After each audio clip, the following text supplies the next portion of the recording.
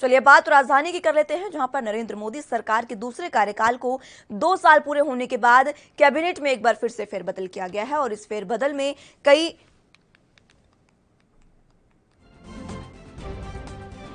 बड़े चेहरे हैं जिन्होंने मंत्री पद की शपथ ली है। कैबिनेट से 13 मंत्री जो हैं उनकी शपथ ली गई है। मोदी का दूसरे कार्यकाल का ये पहला कैबिनेट विस्तार है जिसमें 43 मंत्रियों ने शपथ ली है। नरेंद्र मोदी सरकार के दूसरे कार्यकाल के 2 साल पूरे होने के बाद पहली बार मंत्रिमंडल का विस्तार हुआ। मोदी कैबिनेट से 13 मंत्रियों को बाहर का रास्ता दिखा दिया गया है, जबकि 43 मंत्रियों ने शपथ ग्रहण की है।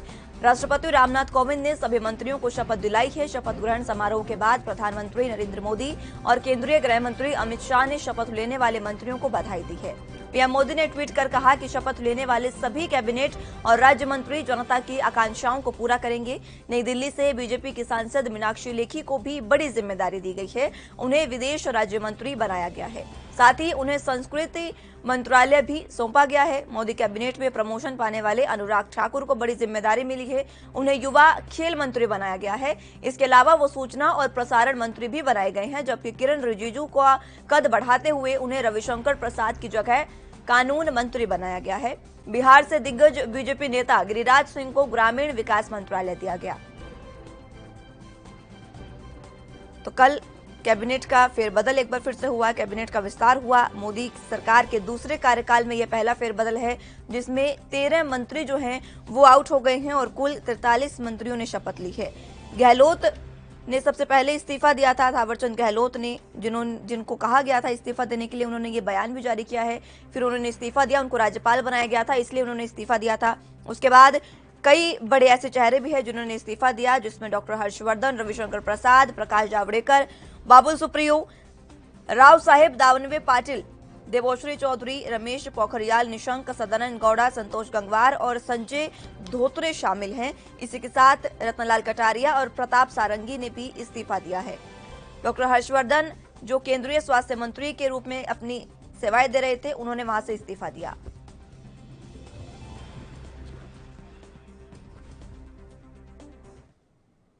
इस खबर पर जरा जानकारी के साथ दिल्ली से राजीव तिवारी हमारे साथ लाइव जुड़ चुके हैं। संवाददाता राजीव, कैबिनेट में विस्तार हुआ है और कई बड़े चेहरे जो अब आउट हो चुके हैं उनका अब क्या होगा? क्योंकि हालांकि जो थावरचंद गहलोत है उनको तो राज्यपाल बना दिया गया, लेकिन बाकी सबसे इस्तीफा मांग लिया गया और 13 जो बड़े चेहरे हैं वो अब कैबिनेट से गायब नतारत हैं। देखिए, बिल्कुल सही कहा आपने। यहाँ पर बात करें जिस तरीके से कल कैबिनेट की जो बैठक हुई और उसके बाद में फेरबदल किया गया, यानी कि जो मंत्री थे जिनको हटा दिया गया और कहीं ना कहीं उनके ऊपर गार्ड गिरना बिल्कुल लाजमी था, क्योंकि जिस तरीके से कोरोना काल के अंदर जनता को संतुष्ट नहीं मिले और कहीं ना कहीं कह सकते हैं जो डॉक्टर हर्षवर्धन की बात करें तो कहीं ना कहीं जिस तरीके से कोरोना काल के अंदर उनके ऊपर उंगलियां उठती नजर आई, क्योंकि लगातार कहीं ना कहीं कोरोना काल के अंदर बेहतर नहीं थे, हालात थे वो बिगड़े हुए थे। इसी मद्देनजर रखते हुए और डॉक्टर हर्षवर्धन का इस्तीफा भी मांगा गया था और उन्होंने इस्तीफा दे भी दिया। मगर जिस तरीके से बात करें लगातार मंत्रिमंडल के अंदर फेरबदल किया गया, वो कहीं ना कहीं यही दर्शाता है कि चुनाव जो 5 राज्यों के चुनाव है उनके मद्देनजर रखते हुए भारतीय जनता पार्टी अपनी छवि को बरकरार रखना चाहती है और इसीलिए प्रधानमंत्री मोदी जी ने इस बैठक की कह सकते हैं राष्ट्रपति के द्वारा लोगों को शपथ दिलाई और कहीं ना कहीं यही कोशिश की गई कि जो भारतीय जनता पार्टी की जो छवि है वो बरकरार रहे। अब देखना होगा कि 5 राज्यों में जो चुनाव होंगे वो किस तरीके के होंगे और जो भारतीय जनता पार्टी की जो छवि है वो किस तरीके से जनता के बीच में दोबारा से पकड़ बना पाती है। जी, कई बड़े चेहरे जो हैं उनको निकाल दिया गया है राजीव, लेकिन दिल्ली से बीजेपी सांसद है मीनाक्षी लेखी, उनको बड़ा पद दिया गया है और राज्य मंत्री उन्हें राज्य विदेश मंत्री बनाया गया है। उनका कोई बयान सामने आया उसके बाद? देखिए, बिल्कुल था दादा, जिस तरीके से बात करें मीनाक्षी लेखी की तो जिस तरीके से विदेश मंत्रालय दिया गया उनको तो कहीं ना कहीं यही उपस्थिति जो उनको पहले भी दर्शा रही थी, कहीं ना कहीं मंत्रिमंडल के लिए उनको चुना जा सकता है। मगर जिस तरीके से बड़े बदलाव किए गए हैं उससे साफ जाहिर है कहीं ना कहीं स्थिति को कंट्रोल करने की कोशिश की जा रही है। मगर मीनाक्षी लेखी की बात करें तो मीनाक्षी लेखी की तरफ से अभी ऐसा कोई बयान नहीं दिया गया कि उनको इसके लिए चुना गया था और जो मंत्री है उनको हटाया गया तो क्यों हटाया गया है। मगर अभी इसके अंदर कहीं ना कहीं चुप्पी जरूर भाजपा ने साधी हुई है, मगर देखना होगा कि किस तरीके से ये चुप्पी टूटती है, क्योंकि जिस तरीके से 5 राज्य के चुनाव है उसके लिए कहीं ना कहीं भाजपा अपनी बागडोर संभालती हुई नजर आएगी। जी, डॉक्टर हर्षवर्धन, रविशंकर प्रसाद और जिस तरीके से रमेश पोखरियाल निशंक, ये तो बेहतर ही काम कर रहे थे, लेकिन उसके बाद भी इनका इस तरीके से इस्तीफा देना। देखिए, बिल्कुल बताइए, जिस तरीके से बात करें डॉक्टर हर्षवर्धन की, तो कहीं न कहीं जिस तरीके से कोरोना काल के अंदर अस्पतालों के अंदर ऑक्सीजन को लेकर कहीं न कहीं दिक्कतें हुई थी, उनको लेकर ही कहीं न कहीं डॉक्टर हर्षवर्धन के ऊपर सवाल खड़े होते नजर आते। क्योंकि अस्पतालों के अंदर जो हालात थे, वो कहीं न कहीं सबने देखे थे दूसरी लहर के लिए, और कहीं न कहीं दूसरी लहर के लिए कहीं न कहीं स्वास्थ्य विभाग को जिम्मेदार माना जा रहा था। मगर जिस तरीके से डॉक्टर हर्षवर्धन का इस्तीफा लिया गया, उससे 7 जुलाई तक कहीं न कहीं कोरोना की जो गाज गिरी है उनके ऊपर, वो कहीं न कहीं लाजमी थी, और कहीं न कहीं उसके लिए सवाल भी खड़े होते नजर आ रहे थे। मगर देखना होगा कि ये जिस स्वास्थ्य विभाग जिस तरीके को दिया गया है, वो किस तरीके से कार्य करेंगे, क्योंकि तीसरी लहर का भी खतरा बना हुआ है। भाजपा यही चाहती है कि तीसरी लहर से कहीं न कहीं उनको भी बचाव हो सके और जनता को भी बचाव हो सके। जी। राजीव, तमाम जो ये कैबिनेट में विस्तार हुआ, कहीं ना कहीं कहा जा रहा था कि विधानसभा चुनावों को साधने की कोशिश है। अब यूपी में जिस तरीके से जातीय समीकरण देखा गया है, कई बड़े जो नेता है बीजेपी के वो कैबिनेट में शामिल हो गए हैं। गिरिराज सिंह की अगर बात कर लें, हालांकि वो बिहार से शामिल हुए हैं, लेकिन जहां विधानसभा चुनाव है वहां जिस तरीके से मंत्रियों को शामिल किया गया, जातीय समीकरण को साधने की कोशिश की गई। क्या विधानसभा चुनावों में इनका जो खामियाजा है वो तो नहीं खैर भुगतना पड़ेगा, लेकिन क्या फायदा इनका हो सकता है बीजेपी को? देखिए, बिल्कुल तो है, जिस तरीके से बात करें यूपी की, तो जिस तरीके से लगातार कहीं ना कहीं यूपी जो बागडोर है वो कहीं नए हाथों में दी गई है, और कहीं ना कहीं इसी मद्देनजर दिए गए है कि जो 2022 के चुनाव होंगे उसको कहीं ना कहीं साधने की कोशिश की जाएगी। मगर जिस तरीके से नए चेहरे, तो कहीं ना कहीं लोगों के बीच में दोबारा से छवि बनाने की कोशिश की जा रही है, जो सभी बिगड़ी थी। क्योंकि कोरोना का बात करें या फिर 1170 को लेकर कहीं ना कहीं केंद्र सरकार के ऊपर भी सवाल खड़े हुए थे। मगर जिस तरीके से कोरोना काल के सबसे ज्यादा स्थिति बिगड़ी थी, उसको सुधारने के लिए कोशिश की जा रही है। और कहीं ना कहीं बात करें पश्चिम बंगाल की, जिस तरीके से वहां पर भाजपा को हार का सामना करना पड़ा था, इसीलिए पहले से ही भाजपा जो है तैयारी करती नजर आ रही है, और इसीलिए मंत्रिमंडल के अंदर फेरबदल किए गए हैं। जी। और कई बड़े चेहरे हैं जिन्हें आउट कर दिया गया है राजीव, तमाम जो भी कैबिनेट थी वहां से, लेकिन कई ऐसे चेहरे भी हैं जिनको अब जगह दी गई है, और कुल 43 मंत्रियों ने जो शपथ ली है वो सबने देखा। लेकिन कई ऐसे मंत्री थे जिनका प्रमोशन भी किया गया, जिसमें किरण रिजिजू भी एक थे। देखिए, बिल्कुल सही कहा आपने। यहाँ पर भाजपा के जो कुछ ऐसे चेहरे भी हैं जिनको प्रमोशन यानी कि डबल प्रमोशन दी गई है, क्योंकि पहले ही मंत्री थे और उनको कहीं ना कहीं पद और बढ़ा दिया गया। मगर भाजपा के जो नए नेता हैं उनको भी कहीं ना कहीं इसके अंदर जगह दी गई है, और यहाँ तक कि जो और बड़े नेता थे उनको भी जगह दी गई है। क्योंकि जिस तरीके से कह सकते हैं अनुराग ठाकुर की बात करें, तो उनको भी 2 मंत्रालय दे दिए गए हैं, खेल मंत्रालय भी दिया गया है, आईटी मंत्रालय भी दिया गया है, और लगातार कहीं ना कहीं भाजपा जो है वो अपनी छवि को बरकरार रखने की कोशिश की जा रही है। मगर यहाँ पर एक चीज और गौर करनी होगी, जिस तरीके से कोरोना काल के अंदर स्थिति बिगड़ी थी, वो कहीं ना कहीं भाजपा के ऊपर एक सवाल या निशान जरूर खड़ा करता हुआ नजर आया था। मगर बात करें जिस तरीके से 5 राज्यों के चुनावों की, तो 5 राज्यों के चुनावों के लिए जिस तरीके से तैयारी की जा रही है, उससे साफ जाहिर है कहीं ना कहीं भाजपा जो है 5 राज्यों के अंदर अपनी पकड़ बनानी चाहती है। जी। राजीव, क्या लगता है कि जिस तरीके से ये समीकरण साधने की कोशिश की गई, और जिस तरीके से आपने बताया कि कोरोना काल में तमाम जो भी दिक्कतें महसूस हुई है, लोगों ने परेशानियां झेली हैं, उसका खामियाजा विधानसभा चुनावों में भुगतना पड़ेगा बीजेपी को? देखिए, बिल्कुल सही कहा आपने। यहाँ पर बात करें जिस तरीके से 5 राज्यों के चुनाव की, तो कहीं ना कहीं स्थिति बिल्कुल बिगड़ी हुई थी, और कहीं ना कहीं उसको सुधारने की कोशिश की गई। मगर जिस तरीके से कोरोना काल के अंदर सबसे ज्यादा स्थिति बिगड़ी थी, और जनता का जो विश्वास था भाजपा के ऊपर, वो कहीं ना कहीं टूटता हुआ नजर आया, और कहीं ना कहीं जनता जो है नाराजगी दिखाती हुई भी नजर आई। क्योंकि अस्पतालों के अंदर जो बाहर जो स्थिति थी,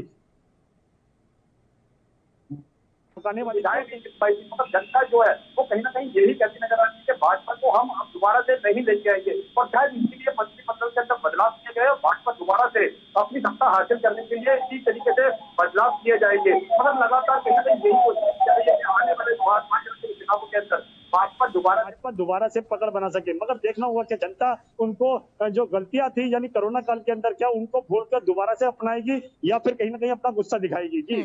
बिल्कुल, ये देखने वाली बात होगी। बहुत शुक्रिया राजीव हमारे साथ जुड़ने के लिए और तमाम जानकारी के लिए। तो साल 2019 में केंद्र में दोबारा मोदी सरकार बनने के बाद पहली बार कैबिनेट का विस्तार हुआ है, और इस बार कांग्रेस से बीजेपी में शामिल हुए ज्योतिरादित्य सिंधिया को मंत्रिमंडल में जगह दी गई है। ये उनके लिए ईमान की तरह है, क्योंकि उन्होंने मध्य प्रदेश में बीजेपी की सरकार बनने में काफी मदद की थी। वो मार्च 2020 में कांग्रेस से अपने समर्थक विधायकों को लेकर बीजेपी में शामिल हुए थे, जिसके बाद ही फिर से राज्य में बीजेपी की सरकार बन सकी। सिंधिया ने जिस दिन कांग्रेस छोड़कर बीजेपी ज्वाइन की थी, उसी दिन से माना जा रहा था कि वो मोदी सरकार में मंत्री बनेंगे। हालांकि सिंधिया को बहुत पहले मंत्री बना देना चाहिए था, लेकिन सिंधिया को लंबा इंतजार करना पड़ा। मध्य प्रदेश में सरकार बनने के तुरंत बाद कोरोना का प्रकोप छा गया, देश भर में लॉकडाउन लागू हो गया और बार बार मंत्रिमंडल का विस्तार चलता रहा। अब पिछले हफ्ते भर से उनके नामों की चर्चा थी कि उनका नाम मंत्रिमंडल में शामिल होगा और अब फिर वो दिल्ली पहुंचे और उसके बाद उन्होंने मंत्री पद की शपथ ली।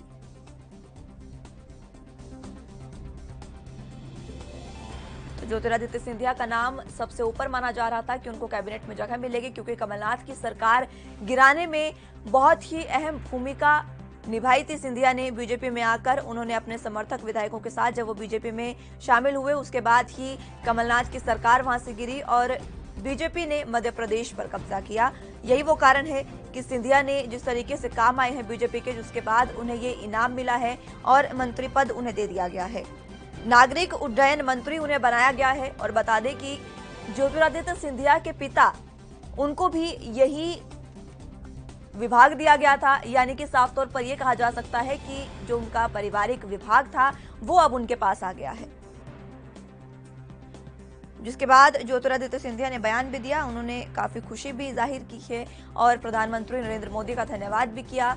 ज्योतिरादित्य सिंधिया को केंद्रीय कैबिनेट मंत्री बना दिया गया है, नागरिक उड्डयन मंत्री बनाए गए हैं सिंधिया और विभाग उन्हें नागरिक उड्डयन दिया गया है। एमपी सरकार बनाने में बीजेपी की बहुत ही ज्यादा सिंधिया ने मदद की थी, क्योंकि सिंधिया जैसे ही कांग्रेस को छोड़कर अपने तमाम समर्थक विधायकों के साथ बीजेपी में शामिल हुए थे, उसके बाद काफी नुकसान कांग्रेस को वहां पर हुआ और बीजेपी ने इसका फायदा उठाया।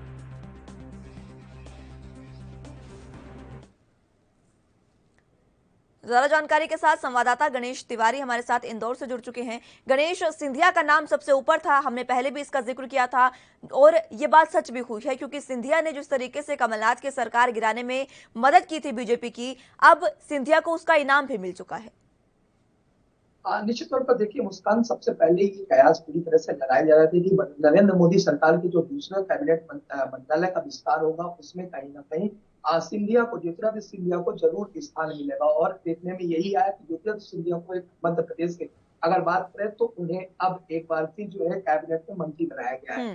पहले भी कयास लगाए गए थे, क्योंकि अगर बात करें मध्य प्रदेश की बात करें तो मध्य प्रदेश में जब कांग्रेस की सरकार थी और ऐसे में उस समय सिंधिया का अपने 22 विधायकों के साथ इस्तीफा देकर और बीजेपी में शामिल होना, निश्चित तौर पर इसे जो है बीजेपी की तरफ से, भाजपा की तरफ से, नरेंद्र मोदी सरकार की तरफ से इसे इनाम माना जा सकता है। और ये पहले भी पूरी तरह से कयास लगाए जा रहे थे, बार बार कयास लगाए जा रहे थे कि नरेंद्र मोदी सरकार का जब भी दूसरा कार्यकाल का मंत्रिमंडल विस्तार होगा उसमें ज्योतिरादित्य सिंधिया को जरूर स्थान मिलेगा। और ऐसे में कल की बात करें तो कल जहां ज्योतिरादित्य सिंधिया इंदौर ही आए थे और अचानक इंदौर से उनका दिल्ली रवाना हो गया और उसके बाद पूरी तरह से उनके समर्थकों में भी ये चीजें, बातें सामने आने लग गई कि अब जरूर ज्योतिरादित्य सिंधिया को एक स्थान मिलेगा। और ऐसे में अब जो घोषणा हुई है, उन्होंने मंत्रिमंडल का जो ग्रहण किया, शपथ ग्रहण किया है, उन्हें नागरिक उड्डयन मंत्री बनाया गया है। तो निश्चित तौर पर उन्हें एक इनाम के तर्ज पर दिया गया है, क्योंकि उन्होंने 22 विधायकों के साथ में कांग्रेस की सरकार से इस्तीफा देकर और बीजेपी को ज्वाइन करके और भाजपा की सरकार यहाँ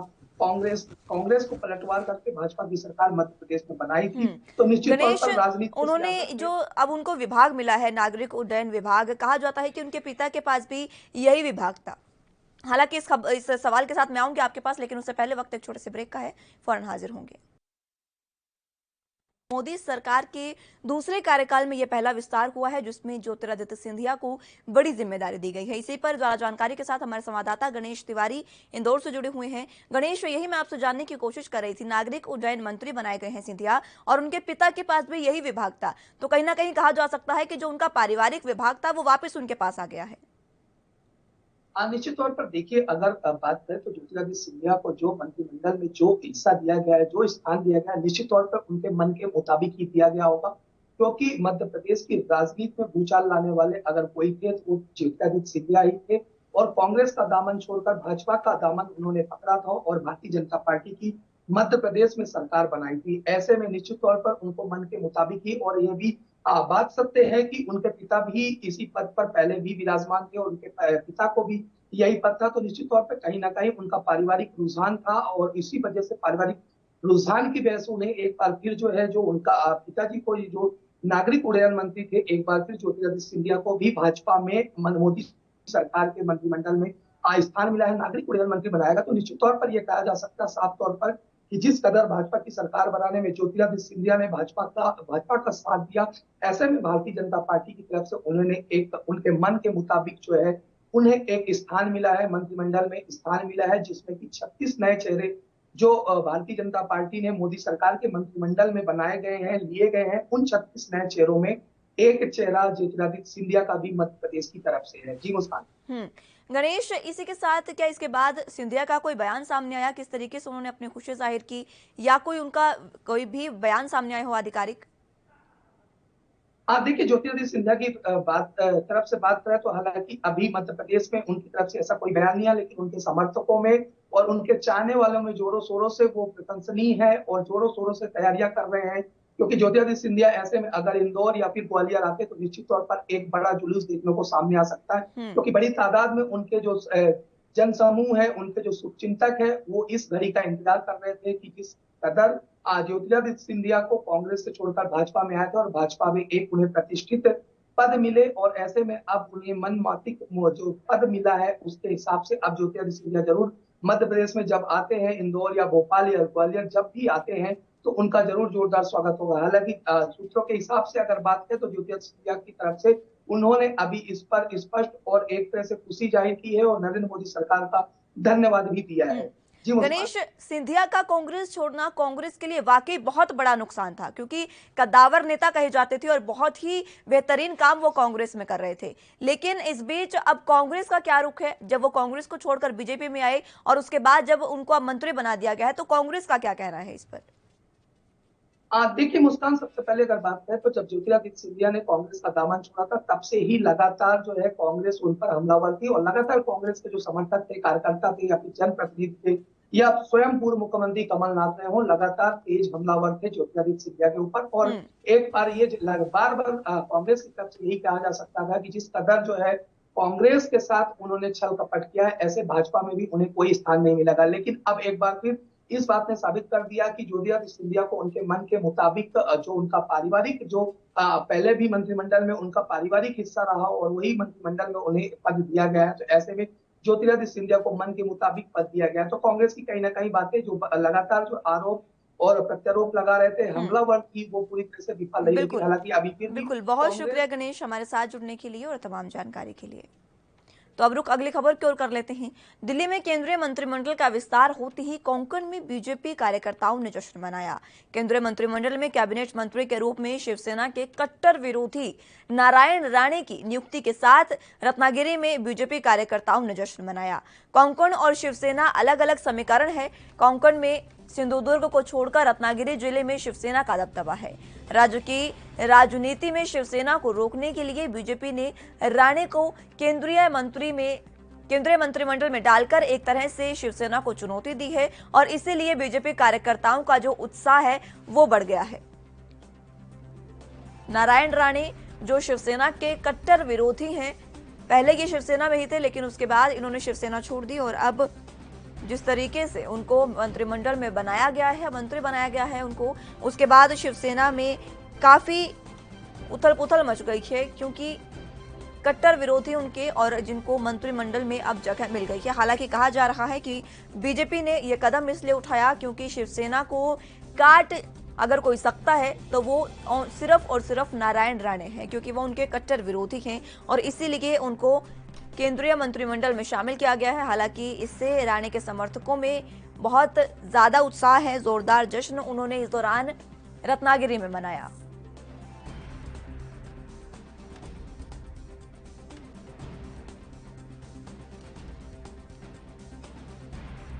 मोदी सरकार के दूसरे कार्यकाल का ये पहला विस्तार था जिसमें कई बड़े चेहरे 13 जो मंत्री हैं वो आउट हो गए थे और कई बड़े चेहरे अब शामिल हुए हैं नए मंत्रिमंडल में। नई टीम प्रधानमंत्री नरेंद्र मोदी की तैयार हो गई है और सभी को विभाग भी बांट दिए गए हैं। अब देखना होगा कि इस टीम से किस तरीके से काम प्रधानमंत्री नरेंद्र मोदी लेते हैं और अब ये टीम बीजेपी को कितनी ऊंचाइयों पर लेके जाती है, ये देखने वाली बात होगी।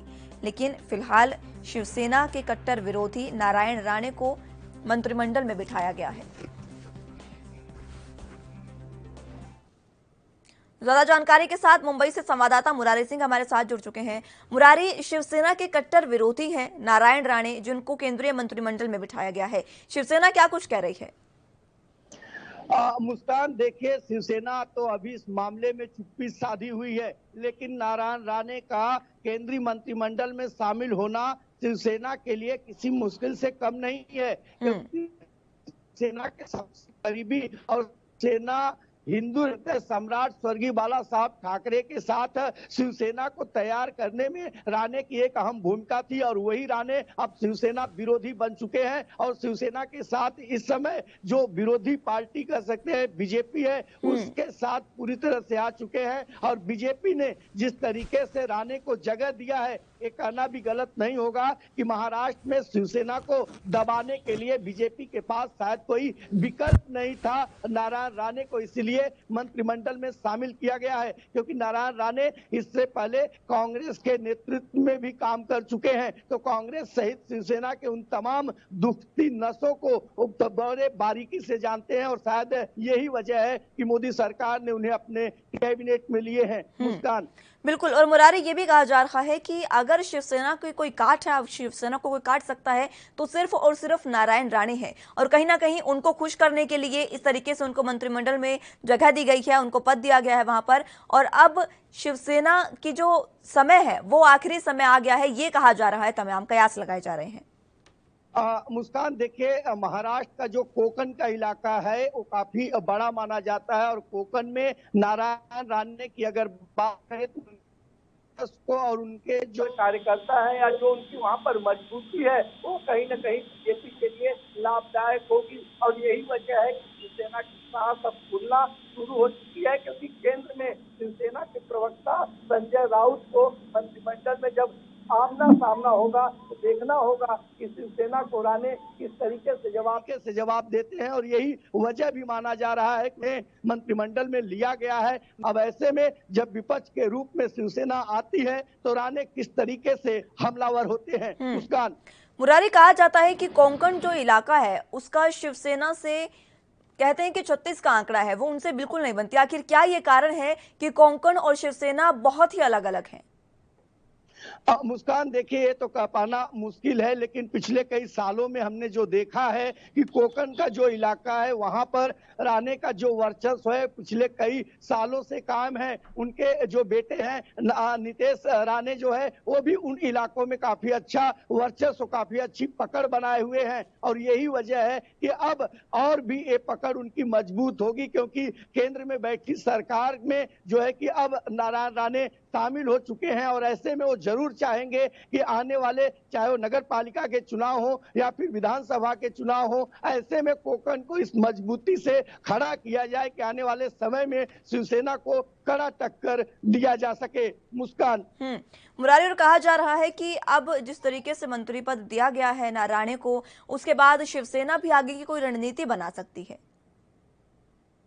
देखिए मुस्कान, ये कहना गलत भी नहीं होगा, क्योंकि लगातार शिवसेना जिस तरीके से एनसीपी और कांग्रेस के साथ मिलकर सरकार चला रही है, लाख खटास होने के बावजूद, कई बातें प्रकाश में आने के बावजूद भी शिवसेना हो या कांग्रेस हो या राष्ट्रवादी हो, ये आपसी मतभेद को मानने को तैयार नहीं है। और इन सबके मसीहा राजनीतिककार एनसीपी प्रमुख शरद पवार इस पूरे बागडोर को संभाल रहे हैं। तो बिल्कुल, यानी कहा जा सकता है कि जल्द ही अब शिवसेना भी कोई बड़ी रणनीति बनाएगी और तमाम चीजों को साधने की कोशिश करेगी। बहुत शुक्रिया मुरारी, हमारे साथ जुड़ने के लिए और तमाम जानकारी के लिए। फिलहाल के लिए राजधानी लाइव में मेरे साथ बस इतना ही। आप जुड़े रहिए एनबी न्यूज के साथ। नमस्कार।